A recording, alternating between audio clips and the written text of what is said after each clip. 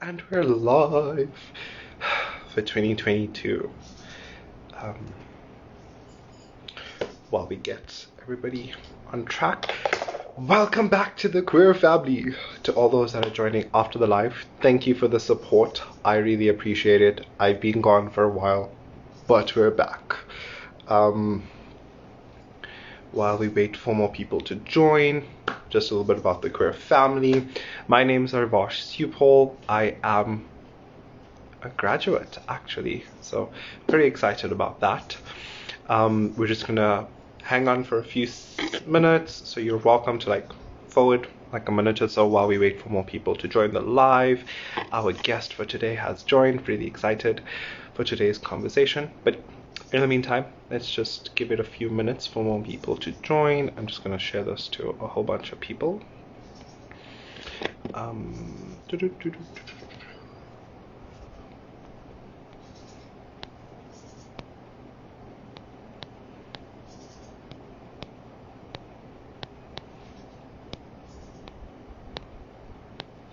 Okay, so while we wait for that, Mayuri has joined. Okay, so another minute.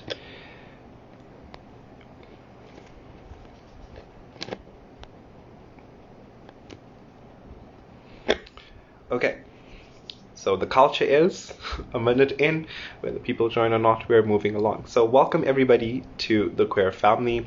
This is an initiative or a series of conversations around my journey and those around me and their journey with dealing with aspects such as being South African, Indian, queer, and it's really an exciting experience. Last year I engaged in a series of conversations with my mom, my brother, my sister, fellow friends, cousins, and so it's really been exciting. Today I'm getting into a conversation that I've been wanting to have for a while, and I think it's perfect to start off this 2022 year with.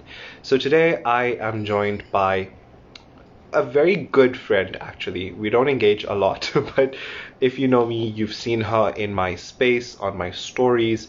Mayuri Govender, she shares such phenomenal work. And just before we add her to the live, just a bit about Mayuri. So, Mayuri Govender is a transformation coach, a consultant in the sphere of anti-racism, decolonization, and DEI. She's also an attorney, academic writer, and a published essayist. Mayuri cultivated an online social justice, social reform, and civil society space in 2020 called Breakingbrownsilence, particularly focused on identity, discourse, and examining the South African Indian community that has morphed into an educational and healing space as well. The project is currently in the process of being transferred into a different format, but in saying that, Mayuri is particularly focused on documenting and commenting on the indenture as a part of her and our identity. So, this is a very big issue for me and topic for me.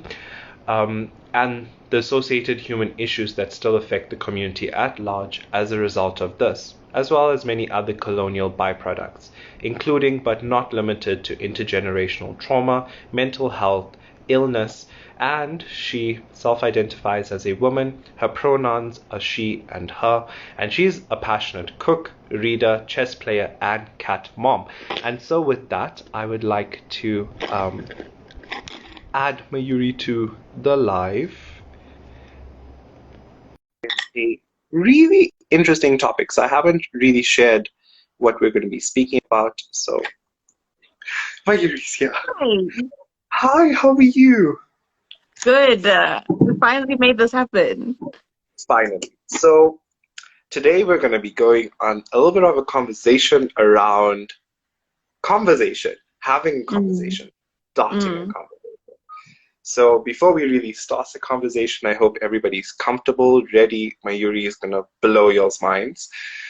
But before we start that, we're just gonna have a quick icebreaker, and it's fairly simple. I ask four things, and I will put it in my context, and you your own. So I'll say my favorite hobby. You'll say what yours is. Mine is reading, although I haven't had much time. But for me, favorite hobby is reading. Board You can games. go. What gives? Um, that's really Thank amazing. you, Darshan. I'm just reading Darshan's comment. Yeah, go for it. My zodiac sign is Scorpio. Pisces, we got some water in the house. Yeah. Oh, a fellow water.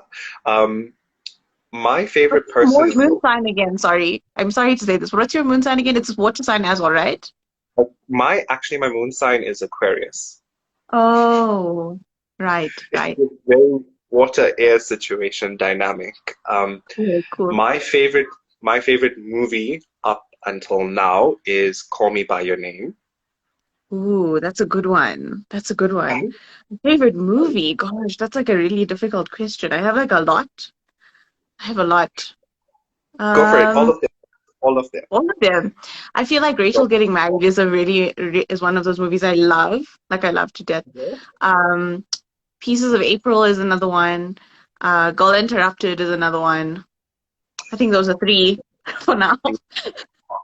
Um, my favorite food item right now is butter paneer and naan. Mm. I'm living my best life with it. But yeah, you're a cook, so you might have a few options here. I could eat biryani for breakfast, lunch, and dinner, but I feel like right now I am in a super learning so much about Asian cuisine in like its entirety, and I've been making a lot Yeah. of Cantonese cooking. I'm really addicted to kimchi at the moment, and so like seriously. So I feel like I'm very much like learning new styles of like things that I love to eat, but I've never made really for myself all the time. So, yeah. Oh my, oh But my. I can't go Okay, wrong with the biryani. Like, I can eat biryani every day. standard.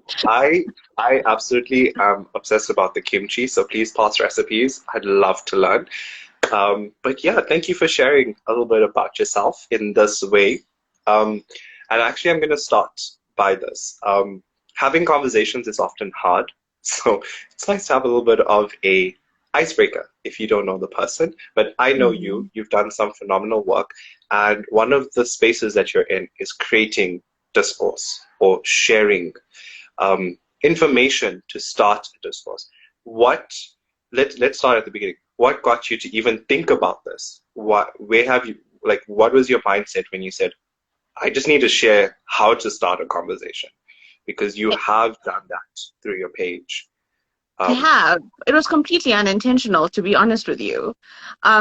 Do you mean when I started like Breaking Brown Silence initially? yeah, like even Breaking Brown Silence is a platform for conversation. What inspired that? I think conversation's just been such a huge part of my life in the sense of like I grew up with a family that was really like passionate about discourse. So it was really normal to me, and as much as I know that's not the case for everyone, it was very natural for me to always I was encouraged to have an opinion. And so like with my family and with my not just my um, nuclear family, but my extended family as well. And so, like, having passionate discourse around a dinner table was something that was very, like, normal for me growing up.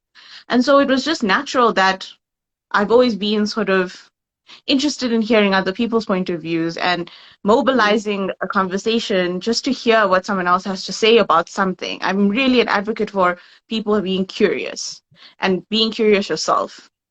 So part of creating Breaking Brown Silence was that I saw that there were all of us as conglomerate of Black and brown people, people of color.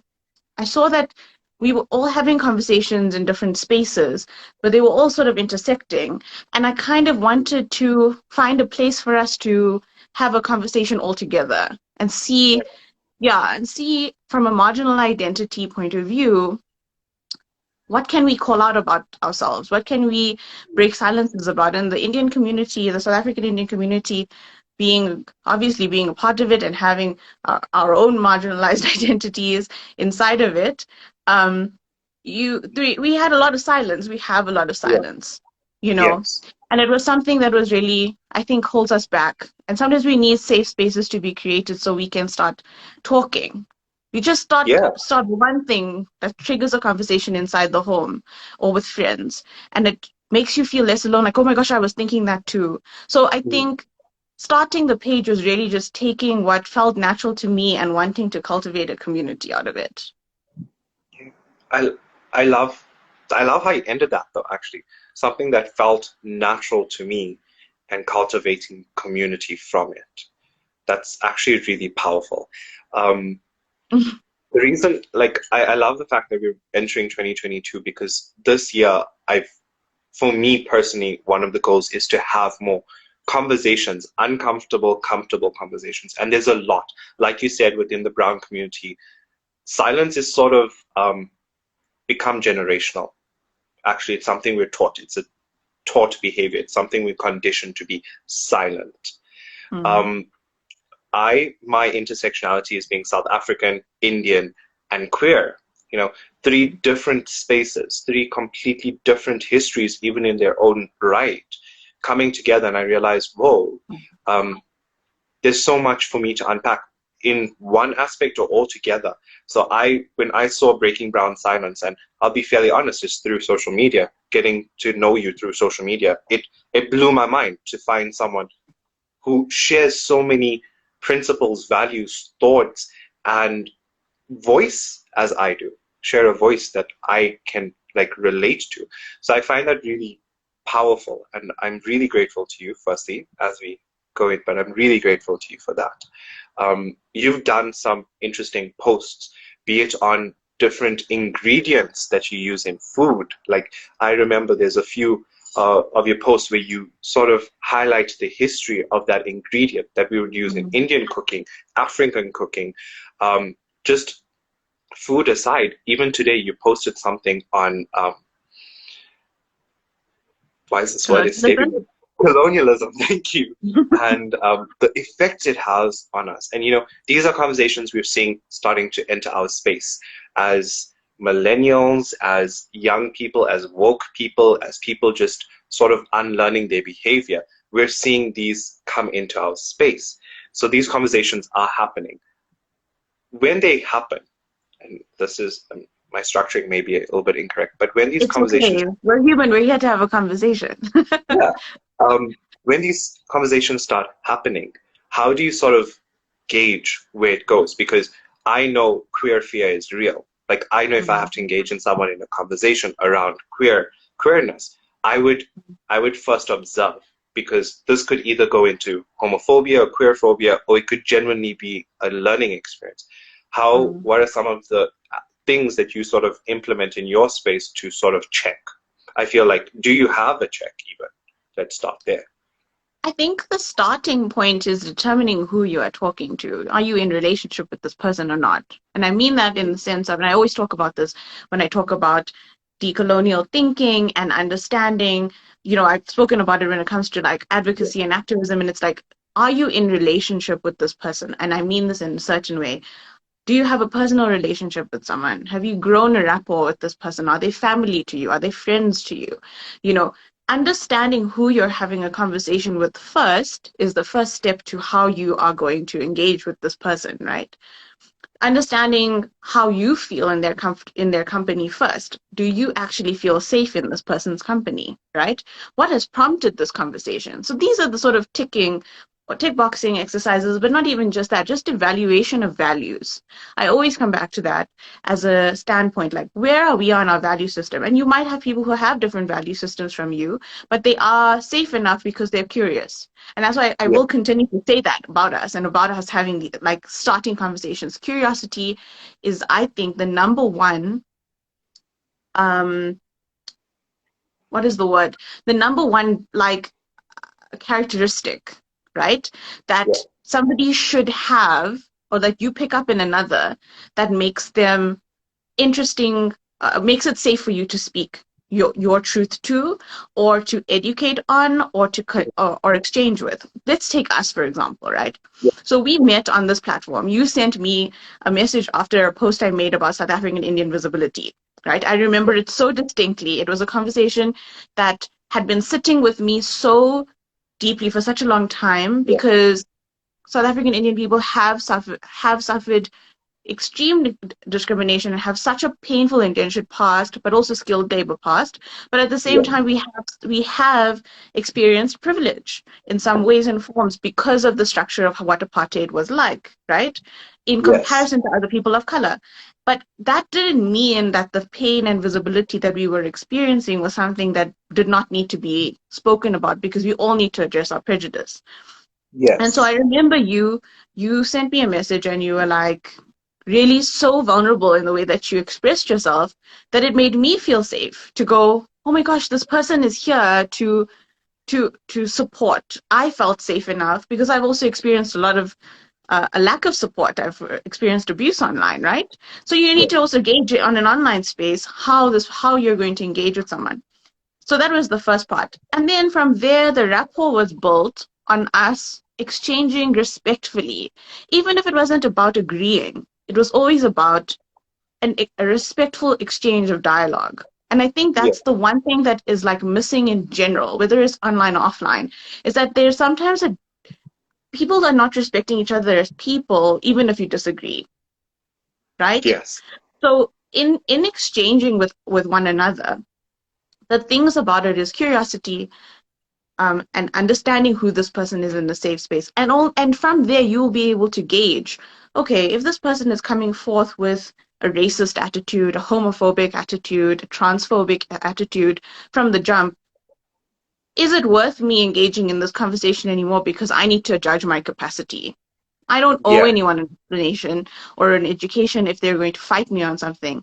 If they're willing to be called in about what they're saying is being transphobic, which sometimes happens unintentionally, people don't always understand what's happening, Yeah. right?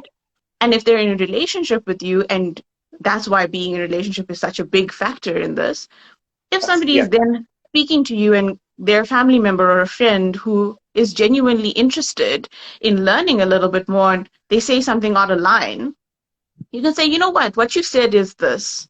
I don't know if you've considered it. It's also the way you frame it and the way we converse with each other, the method Mm. with which we converse with each other. And if somebody doesn't accept that, then it's okay, this is where it kind of stops for me here. But in other senses, it may continue and you both might exchange this beautiful and learning process, or or exchange of values or perspectives that may be so beneficial to both parties, is how I see it. I hope that's Yeah. like a very long-winded answer, but I hope it's made sense. So, you touched on so many. Firstly, like acknowledging the relation that you share with who you're engaging in conversation with, looking at the way they approach you, tone, even on an online space, um, even the content of um, what is being shared, right? Mm, The reality is we're living in a pandemic world where most of our interactions are online. So mm, I hide my messages a lot of the time, but messages is my biggest way of communicating with most people at the moment, you know. yeah. So the tone, what is being shared.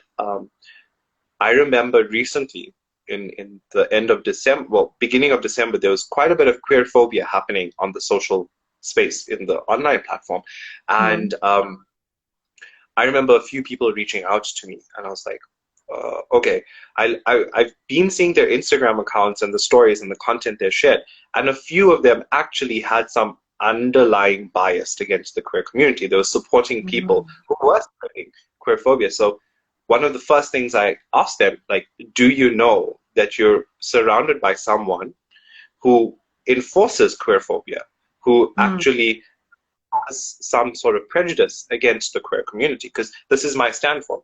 This is where I stand in my activism very strongly.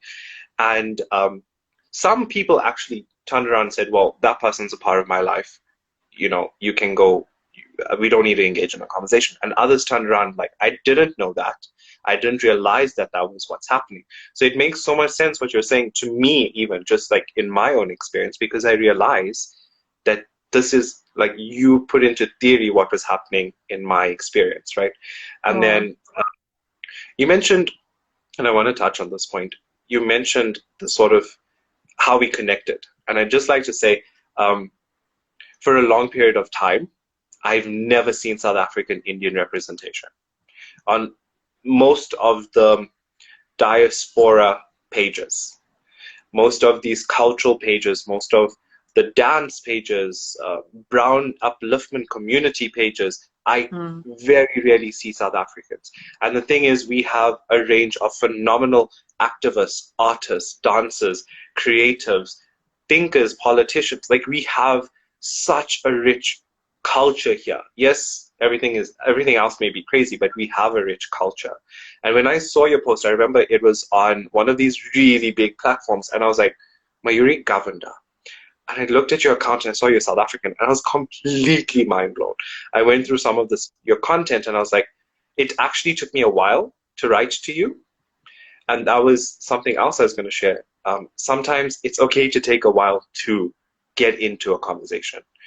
Just because these things are serious and topics that need to be discussed doesn't mean that you need to put your level of comfort in some sort of uncomfortable space just to have a conversation. Like, you need to be comfortable as well to have these conversations. And in honesty, I think that's where, like, our comfort levels weren't matching for a while. Like, we were both in different spaces, and it came to a point where we were like, okay, I'm comfortable, you're comfortable, let's have this conversation now. Mm. And that's important. So I just to follow up, like, what is your stance around this aspect of comfort in a conversation?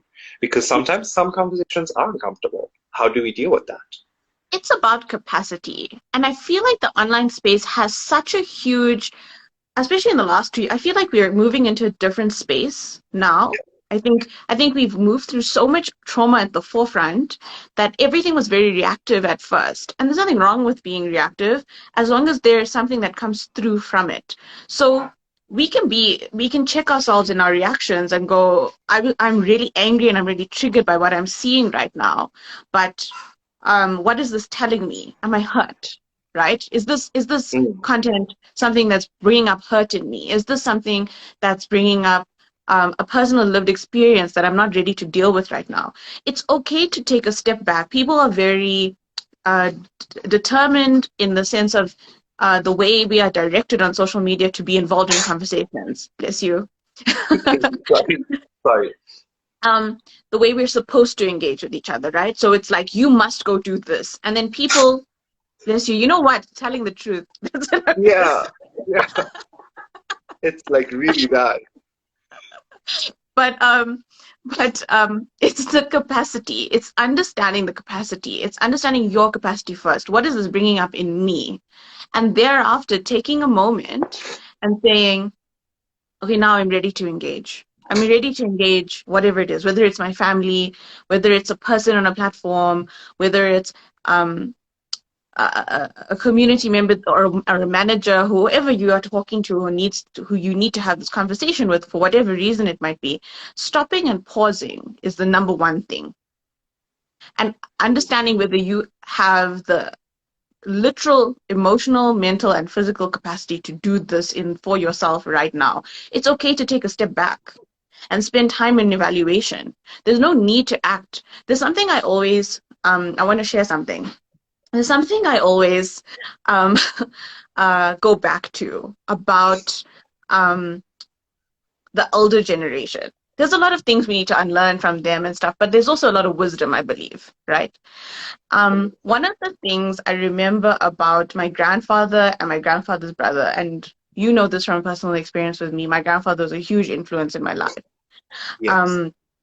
And he really, really was. There's a lot of what I believe in now that has come from him and I having conversations growing up. And he was a history and English teacher. And one of the things I remember about him is that he was never about giving you an immediate answer. And it was something the elder generation is still very poignant about. They will sit quietly and like internalize what you said. And sometimes you want this immediate response from them. But you will notice that when you are having a so-called difficult conversation, or there is something on their mind, it takes a long time before somebody says something. I think there's deep wisdom in that. And this also comes back to us and learning colonialism, colonial ways of thinking, and being very immediate in the way that we respond to things, and the immediate and instant gratification of this online world that we live in. It's going back to our roots and going back to our ways of being culturally. You will notice that sometimes an auntie or an uncle or an elder will sit there and contemplate. It was something I noticed very much so, where it's something I used to get frustrated with my dad with when I was younger, where I'd be like, why can't you just give me an answer? And he'd be like, I need to think about this. And it used to be Yeah. like upsetting to me to be like, why can't you just give me an answer now? You know? But that pause for reflection is so, so, so important. It's so important for us to take a step back, to have a moment to think before speaking, before acting. And I think that's something we can really take on from that deep wisdom that our elders did have Yeah. in It's assessing so capacity for current conversations.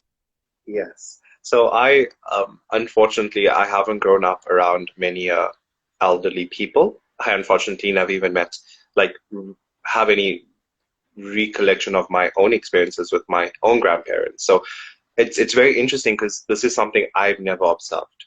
But hearing Mm, it and seeing it from you, like I can actually like see it. There is certain instances where I'd see older people, like friends, grandparents, or something, like when they would speak, that they would have this sort of approach to a conversation, and I'd always think, wow, um, a part of me just didn't know what it was, but I'm like very grateful, and I see that.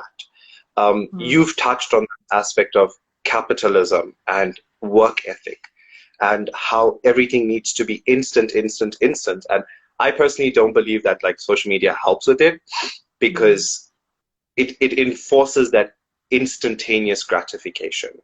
I'm mm, seeing a like, I'm seeing a comment, I'm seeing a post. It's instant, it's now, it's sort of like a gamble, actually. Like when you open your phone, it's like putting your 2 cents in the machine and pulling down, you're scrolling until you find something you like, or you might not like something. It's very much a gamble in the mm, online space. So taking a step back and just being like, whoa, hold up, how am I approaching this? What is it that I want to say?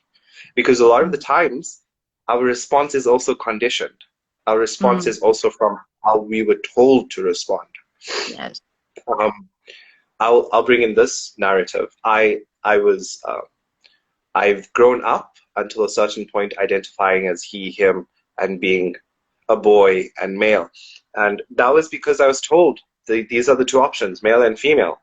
And so a lot of the times, um, when it came to certain things, like my aunts or uncles would say something and be like, oh, the boys will do it. And the immediate response was that masculinity in me to say, yeah, I'm a boy, I have to do this. Mm, Carrying chairs, setting up for mm, functions, um, I, as a boy, have to do it. There was no question of, do I, as Arvash, want to do it? And then I got mm, to a point where I was like, okay, I'm non-binary. Why does that masculinity, that masculine voice in my head feel like I need to respond to anything directed at the male gender? mm, mm, Why don't I get involved in conversations around the female? And we know this as in Indian households, the binary is very, very set. Male and female binary is very set. You as a girl will be in this role at a family function, you as a boy in this role. And so when I took a step back, I was like, whoa, what is it that I'm responding to, firstly, and why do I feel like I need to? Because now I'm at a mm, point where I don't feel like I need to.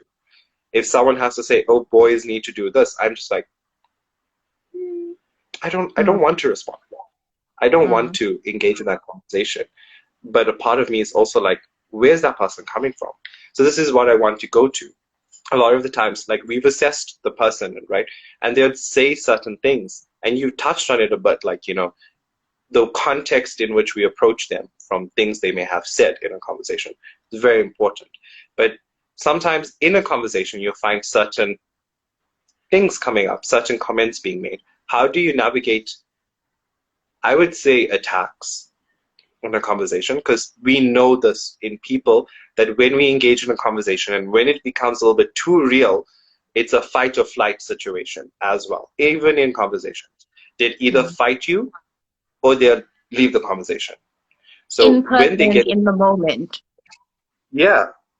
So when Mm. when we dealing with people who start to fight, who start to get defensive of their learning, of their not their experiences, but their knowledge and what they seem to be correct, or they seem to be the be all and end all in that topic.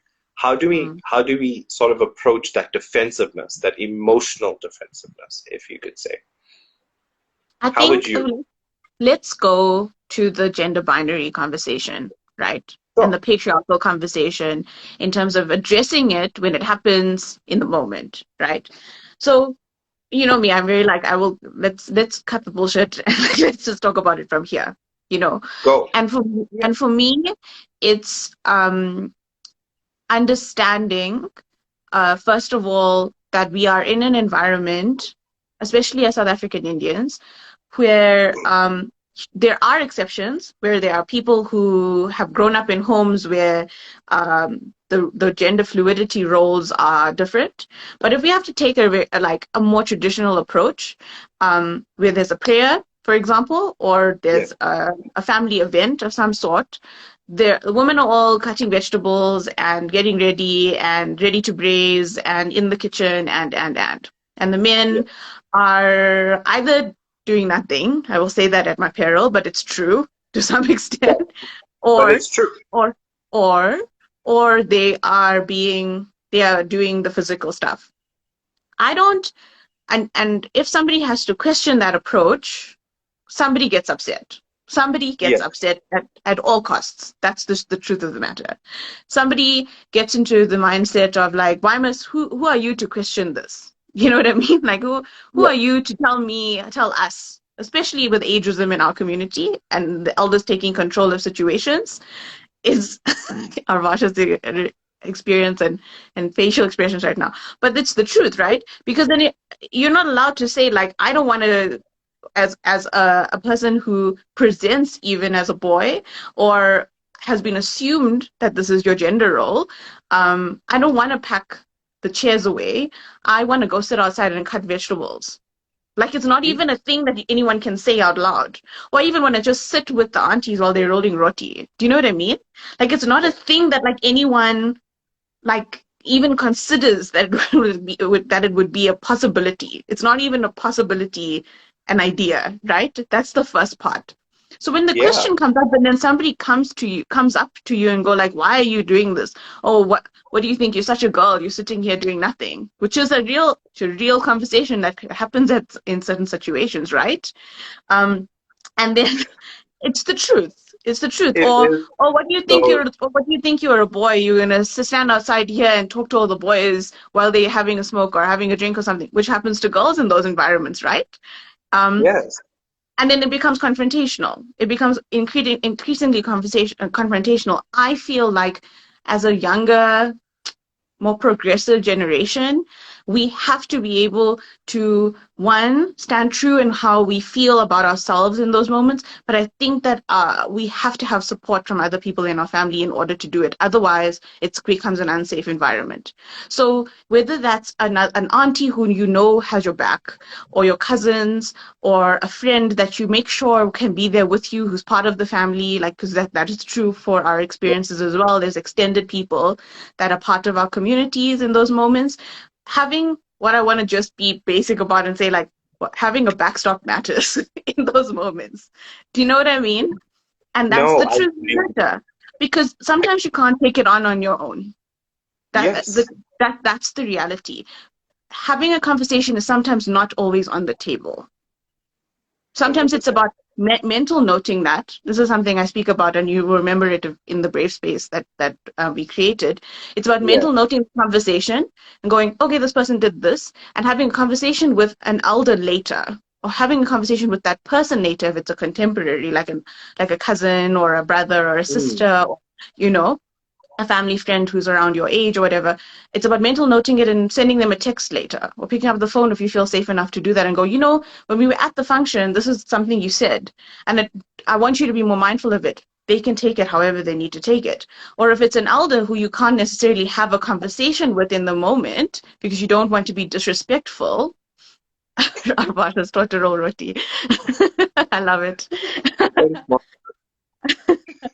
um, it's an elder you can't have a conversation with. It's about telling your elders who are on your side and go, I didn't like Yes. how this uncle said this to me. And noting it. I think speaking about it in whatever forum you can is the way the conversation happens, because maybe you'll never change that person, but maybe you'll change the person you're speaking to have a different perspective.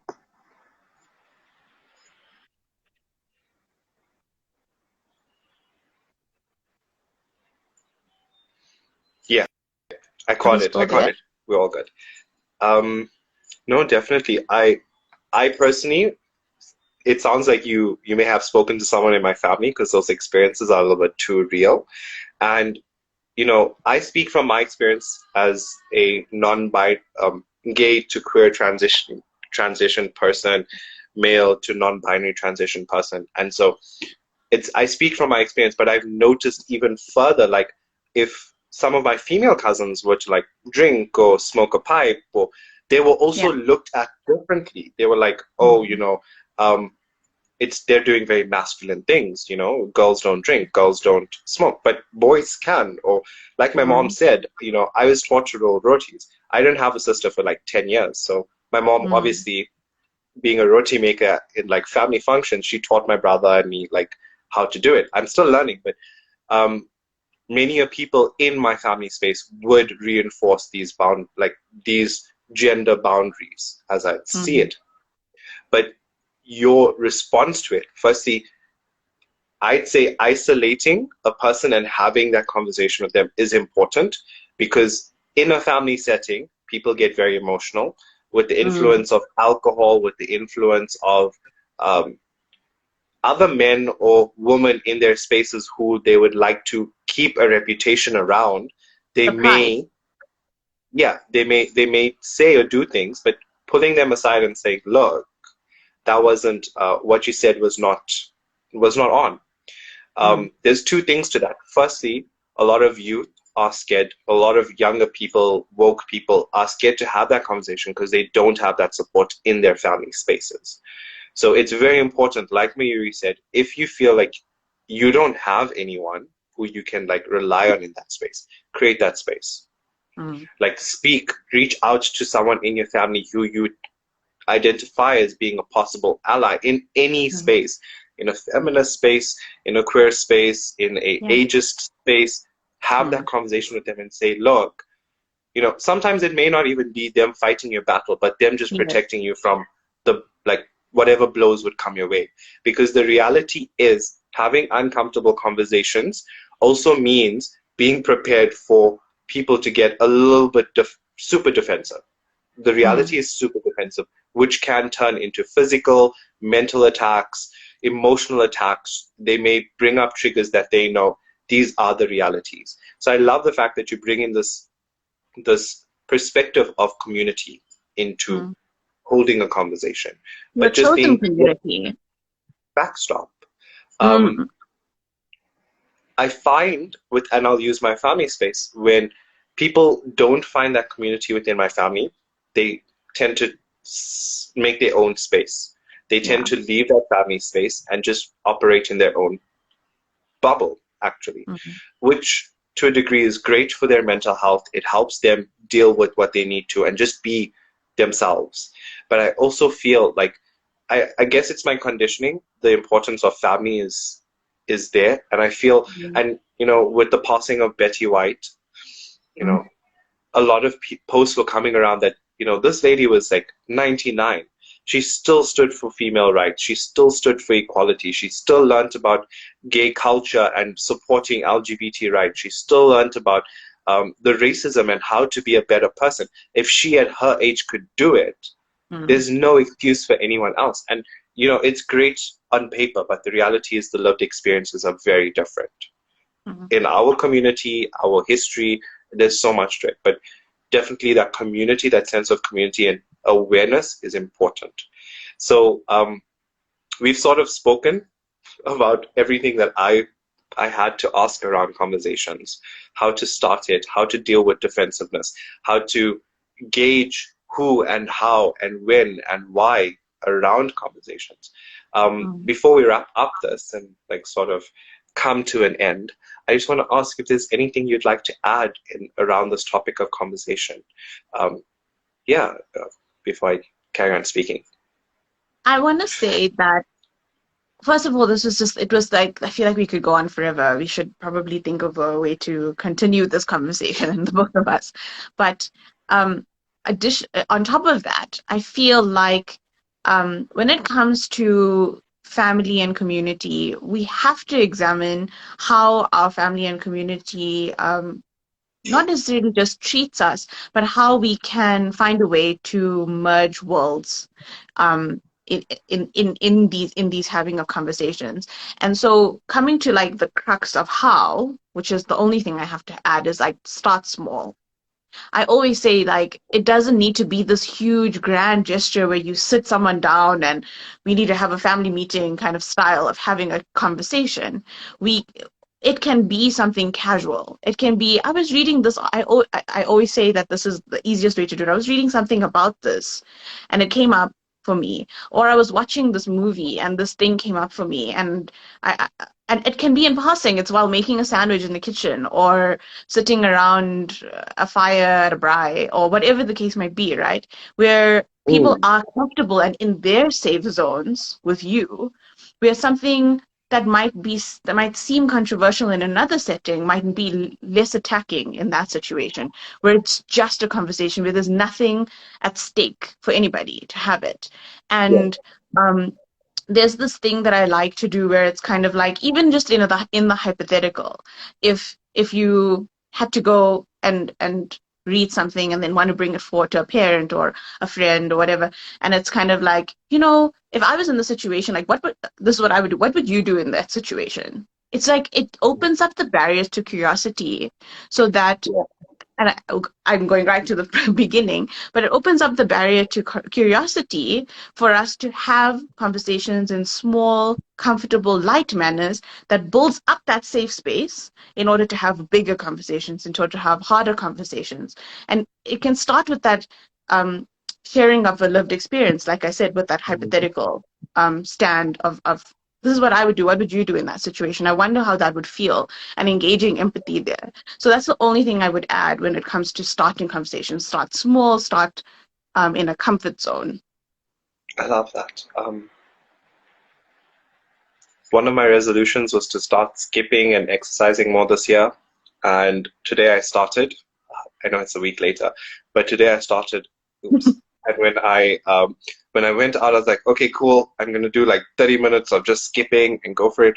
And I started, and I was like 5 minutes in. I was like, I can't do it. Like I physically can't do it anymore. Like I'm just tired. And this point of starting small came up in my head. I was like, yeah, you just Mm. jumped straight into the deep end. Your body was not ready for it, but it's okay. You did 5 minutes, and that's fine. You can build Progress is from there. small steps. Progress is small steps. Progress is Yeah. not a resolution. That's truly what I believe. It's the small So, steps. It's taking steps towards something. It's opposed to it having a complete resolution and having perfection from the beginning. and that's it. These conversations are messy, but it's always good to start small. My family would tell you, oh, we've had uncomfortable conversations around sexuality, around family dynamics, around racism, even. Um, there was Mm. a few times that we've had that conversation, and it would be in the most unique situations. It wouldn't be like mom, dad, Riva, Shruti, my like siblings. Okay, we're having a meeting at 7 o'clock. You all have to be in the lounge. We're sitting to the. It'd be like all of us just magically in the lounge, and that's a very rare situation because I'm barely at home or downstairs in Mm. the house. But we'd all just casually be sitting and speaking about our experiences. Although we've lived around each other, we'd tell each other how we felt in those moments. And the conversation would just go in all sorts of ways, and we'll find us discussing things very deep and very uncomfortable, even. Like, my mom Mm. didn't want me to get a nose ring. She's on this call. But my mom didn't want me to get a nose ring. And I remember my aunt just came to visit, and I was like, would you let your daughter get a nose ring? And my aunt's like, yeah, when she's old enough. And I was like, okay, I'm not a boy. I'm non-binary. I don't have a gender, so I should be allowed to get a nose ring. It was a very wide argument to make. But I just remember my aunt, her daughter, and my siblings and my mom having a 3-hour conversation around a nose ring, getting a Right. nose ring means, family dynamics, the sense of what would people say, what would people think, Yes. and then into like we don't care about people, we want to live our lives, and Mhm. just this whole conversation around a nose ring. I love the fact I that love you that. mentioned just I make love it that. I small. think it's so important. Like it seems seemingly small, but it ends up addressing a lot of things that you don't realize, which is cool, actually. Yes. And so conversations are very important. Please, please have them. Have these uncomfortable conversations. It can go deeper. A lot, like one of the aspects that you touch on is mental health that comes from generational trauma, that comes from our colonial history as Indian South Africans. You do a lot of your work. So I just want to ask if you don't mind sharing a little bit about your work. Advertise. Use my platform as a means to advertise. Go for it. I love you to bits. I want my people to love you to bits. But um, yeah, you touch on this. Why is this work important? Actually, like just Before start there. before before I do that, before I Yeah. share a little bit about what I do and where people can find me, I want to say that as well as it's starting conversations, it's okay to stop conversations. It's okay.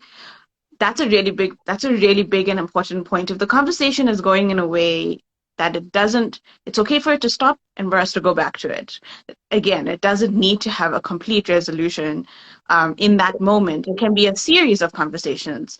Because sometimes these family meetings or conversations that we have can happen for hours and hours and hours, and then we kind of get lost in it, and it's depleting as well. And Yeah. sometimes it's good to know that we are allowed to stop and come back to them. So that's the first part. Um, Thank my you. work, Thank you. Yes. I my appreciate work that. Thank you, actually. Yeah. You're welcome. Yes. Because it's something I feel like I've had to learn inside of my own family and friends groups as well. Like it doesn't all have to happen at once. The work I do is really centered around workshops, webinars, and creating learning spaces, safe learning spaces for individuals and for institutions. On the individual front, I offer workshops and one-on-one sessions where we go through series of reflections, whether it is on the one hand, really structured webinars where it has to do with anti-discrimination work and unconscious bias and unlearning.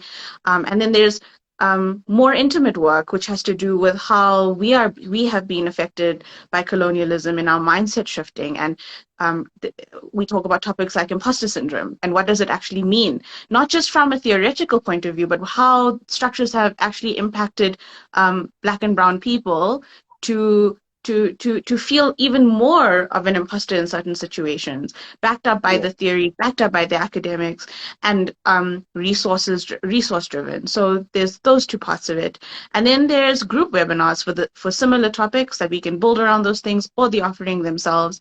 And I work with institutions, especially in the school space. So I'm really passionate about ensuring that children have a non-discriminatory environment. Um, I formed part of a collective called the Mamela Collective, where we were part of the school racism space, where a whole bunch of schools were called out um, in 2020. And a huge part of it was making these demands. And one of the things that I found that was really important for me personally was the care and protection of the mental health of children of color in schools, especially formerly colonial schools that still have colonial values, and how children are not protected in those environments with teachers who may be biased, teachers who may not understand culture, where exams are being set on religious dates. Those sorts of things are really, really important that we need to talk about from the top down, whether it's policy change, whether it's shifting teachers' mindsets. Like that is one of the biggest parts of my work. And I've been very, very fortunate, and I'm very grateful for the fact that even though my business is very young, and the work I do is very young in that it's only been formalized for a year, even though I've been doing it informally for a while. I've had the privilege of working with a good number of schools, and I can really see the shifts and change happening there. So that is in a nutshell what I do, as well as academic writing in the same space. And yeah, I think my handle's been here, and my consultancy and coaching handle is at bbs.consulting. Thank you for sharing that. And the reason I wanted you to share the work you do, one is because sometimes many of us live in ignorance and we don't even realize that these things need to be addressed. We're so happy going along with the flow of things that we don't realize that there are biases in our spaces. There Mm-hmm. are discriminatory practices in our spaces. I will use my mom as an example because she is a working person, and I tell her this all the time. She has no boundaries in her workspace. And Mm-hmm. when I look at it from a deeper point, I realize it's because in her space, she may feel threatened. You know, she needs that job. That job doesn't need her. That's the culture of, capitalism. You know, you can be Mm-hmm. replaced, very quickly. So, being a breadwinner and trying to support a family, sometimes people don't have boundaries when they walk into a workspace, and that allows for exploitation. That's just in a work environment. In schools, we come from, and I know this culture is set within all people of color, that in order for you to excel in school, you really need to put everything else aside and just focus on studying, pleasing the teachers, make sure you're in the good books, make sure you're doing these things. Sometimes, and I realized this in university, I have really smart friends, but they're not excelling. Like, they're getting 50s and 60s and they're okay with it. Mm-hmm. But they're really smart. These people have such an amazing way of approaching things, such a unique study method even. So sometimes people just like to go in ignorance, and they don't realize there are people like Mayuri Govender who's out there trying to make a better space for them, for the generations that they're bringing into the space. And I'm so grateful to you, because that's what truly inspires me, that you're seeing these things and that you're saying, look, it's not okay. People may not be saying anything, breaking brown silence. People are silent, but this can't be continuing. So I'm so grateful to you for, as a friend, as a guide, as a mentor, for someone I can speak to all the time, even though I'm pathetic at responding. Oh, don't be self-deprecating. Like, we've had this So conversation. grateful. But I am very grateful. I'm very grateful. You're a phenomenal person. Thank you for having this conversation with me around having a conversation, having difficult conversations. And it's something I'm learning in my own space, to have difficult conversations with people and just asserting my boundaries. And it's truly through work and people like you who are doing amazing stuff. So, to all those that are watching this live afterwards or who have Thank joined, you. if you're not following Mayuri Govender on any other handles, please go and follow her after this. And thank you for joining. Thank you for giving us your time. Thank you, Mayuri, for giving me your time. I'm truly Thank grateful. you. Thank you for also being that sounding board, being a revolutionary in your own right. Honestly, I said this to you right at the beginning of when I got to know you. Thank you for that, and thank you for trusting me and including me in your life as well. I really appreciate that, and thank you for sharing your platform with me. Thank you. It's been a pleasure. So, yes, with that, we're going to end off here. Please do join me next week for another conversation on the queer family. And you're welcome. I will be adding Mayuri's handles to the post, so you're welcome to go follow her. But you'll see her post on my story from time to time, every time, actually. Please give her your love. And with that, I hope you all have a lovely week, and I will see you all next week, Monday. Thank you, Mayuri. Thank you, everybody. Thank you, everyone. Okay, Thank you, bye. Raj. Cheers. Thank you.